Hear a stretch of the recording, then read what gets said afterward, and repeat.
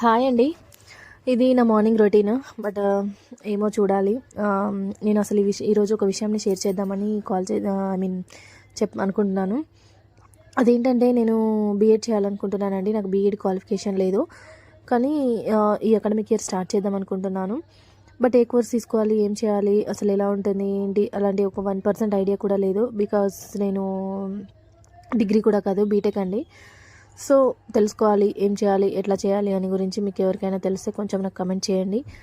And BTech colleges, వాటి fee అవన్నీ ఏం తెలియదు. నేను ట్రై చేస్తాను. అండ్ నాకు సబ్జెక్ట్ కూడా మ్యాథ్స్ నా కో సబ్జెక్ట్ అండి. అండ్ నేను తెలుగు తీసుకోవాలనుకుంటున్నాను. ఎందుకంటే నేను ఇంగ్లీష్ మధ్యలో నేర్చుకున్నది.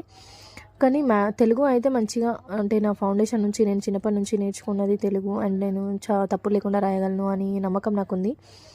సో అది చేస్తే బాగుంటుందేమో అని నేను అనుకుంటున్నాను. మీరేమైనా ఉంటే సజెషన్స్ చెప్పండి ప్లీజ్.